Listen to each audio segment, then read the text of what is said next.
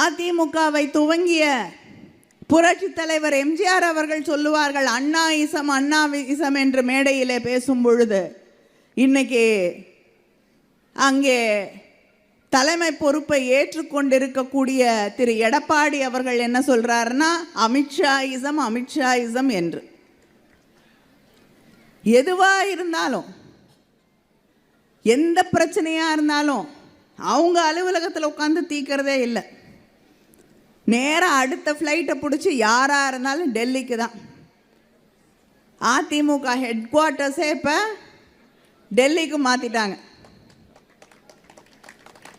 டெல்லிக்கு மாற்றிட்டாங்களா இல்லைனா திரு அமித்ஷா அவர்கள் எங்கே இருக்காரோ அங்கே மாற்றிட்டாங்களான்னு தெரியல. அவர் எங்கே இருந்தாலும் அங்கே ஓடுறாங்க. அவர் கேட்காம, அவர்கிட்ட கேட்காம மூச்சு விடுறது இல்லை. கட்சியில் யாரும் ஒருத்தரோட ஒருத்தர் பேசிக்கிறது கூட கிடையாது.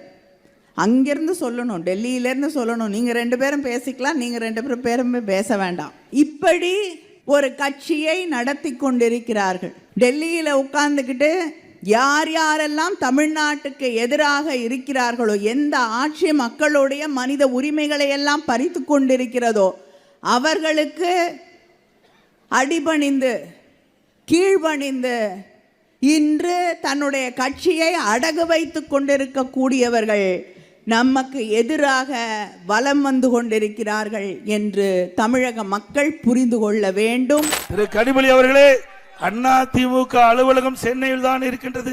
உங்களுக்கு சந்தேகம் இருந்தால் தாராளமாக வந்து பார்த்து விட்டு செல்லலாம். இதே நேரத்தில் திராவிட முன்னேற்ற கழகத்திற்கு ஒரு சோதனை வந்த பொழுது உங்களுடைய கட்சி அலுவலகத்தை இங்கே திமுகவிலிருந்து பிரிந்து சென்றவர்கள் கைப்பற்ற நினைக்கின்ற பொழுது அதை காப்பாற்றி கொடுத்த கட்சியினுடைய தலைவி புரட்சி தலைவி அம்மா என்பதை மறந்து விடாதீர்கள். திமுக 2 போச்சு, 2 பிளந்து கிடந்தது. கருணாநிதி தடுமையாறி கொண்டிருந்தார். அப்பொழுது அதை பிரிந்து சென்றவர்கள் திராவிட முன்னேற்ற கழக கட்சி அலுவலகத்தை கைப்பற்ற நினைத்தார்கள்.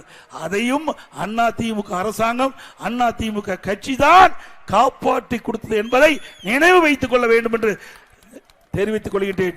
எப்பொழுதும் அனைத்து இந்திய அண்ணா திராவிட முன்னேற்ற கழகம் மற்றவருக்கு உதவி செய்துதான் பழக்கம். மற்றவருக்கு உதவி செய்துதான் பழக்கம். மக்களுக்கு இருந்தாலும் சரி, மற்ற கட்சிக்கு இருந்தாலும் சரி.